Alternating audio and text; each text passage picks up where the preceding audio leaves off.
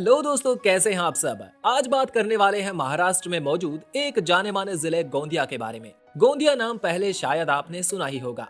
ये जिला पूर्वोत्तरी महाराष्ट्र में 5234 वर्ग किलोमीटर के विस्तृत भूभाग पर फैला हुआ है। गोंदिया शहर इस जिले का मुख्यालय है। इस शहर को महाराष्ट्र की राइस सिटी कहा जाता है, क्योंकि महाराष्ट्र में यहाँ सबसे ज्यादा चावल की मिलें मौजूद हैं। देश के बाकी हिस्सों की तरह यहाँ 2011 में जनगणना की गई। उन्हीं आंकड़ों के अनुसार यहाँ लगभग 13.5 लाख लोगों की आबादी पाई जाती है, जो लगभग मॉरिशस देश और अमेरिका की न्यू हैम्पशायर स्टेट की जनसंख्या के बराबर है, जिनमें से लगभग 12% लोग शहरी क्षेत्रों में निवास करते हैं। ये जिला नागपुर डिवीजन का भाग है, जो 8 तहसीलों से मिलकर बना है। यहाँ के विशाल क्षेत्रफल को जनसंख्या के हिसाब से बांटा जाए तो हर एक वर्ग किलोमीटर के इलाके में 253 व्यक्तियों का जनसंख्या घनत्व पाया जाता है। साथ ही साक्षरता की बात करें तो यहाँ की जनसंख्या में से लगभग 85% आबादी पढ़ी लिखी है, जिसका असर यहाँ के लोगों में साफ साफ नजर आता है। लिंगानुपात के मामले में ये देश में सबसे अच्छे एवरेज पर माना जाता है। यहाँ की आबादी में प्रति 1000 पुरुषों पर 996 महिलाओं का लिंगानुपात पाया जाता है। महाराष्ट्र का अभिन्न हिस्सा होने के कारण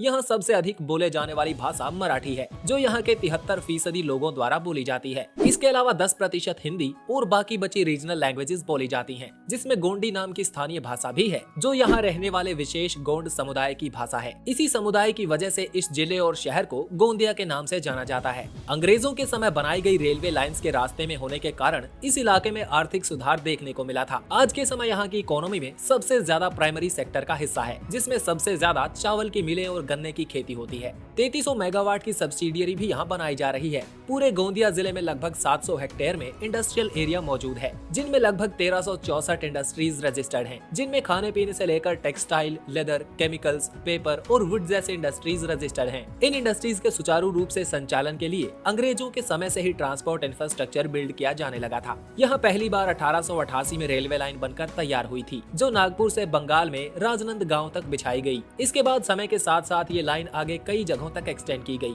साथ ही आसपास के जिलों से भी इसे जोड़ा गया। मुंबई हावड़ा लाइन बनाना यह क्रांतिकारी साबित हुआ। इसके बनने के बाद से यहाँ फ्रेट और पैसेंजर्स का मूवमेंट काफी ज्यादा बढ़ गया। गोंदिया नागपुर से लगभग 170 किलोमीटर की दूरी पर मौजूद है। मुंबई नागपुर नेशनल हाईवे ही इस जिले का इकलौता नेशनल हाईवे है, जो लगभग 100 किलोमीटर लंबा है। बीच में ये रोड चंद्रपुर और भंडारा जैसे जिलों से भी जुड़ा हुआ है, जो नागपुर से गोंदिया का रास्ता स्टेट ट्रांसपोर्ट बस से 4 घंटों में तय किया जा सकता है। गोंदिया से जबलपुर, नागपुर, रायपुर और हैदराबाद तक सीधी बसें मिल जाती हैं। इसके अलावा हवाई मार्ग से भी यहाँ आया जा सकता है। गोंदिया से 12 किलोमीटर दूर गोंदिया एयरपोर्ट मौजूद है, जो सबसे पहले वर्ल्ड वॉर 2 के समय अंग्रेजों द्वारा एयर स्ट्रिप के तौर पर बनाया गया था। इसके बाद 1998 में ये MIDC के अंडर आ गया। फाइनली 2005 में एयरपोर्ट अथॉरिटी ऑफ इंडिया ने इसका नियंत्रण ले लिया। इसके बाद इसके रनवे की लंबाई को बढ़ाकर 2300 मीटर कर दिया गया, जो एयरबस A320 और बोइंग 737 जैसे बड़े प्लेन्स को अकोमोडेट कर सकता है। दोस्तों, कैसा लगा गोंदिया के बारे में ये वीडियो कमेंट करके जरूर बताइएगा। ऐसे ही और वीडियोस चाहते हैं तो चैनल को सब्सक्राइब करके बेल आइकन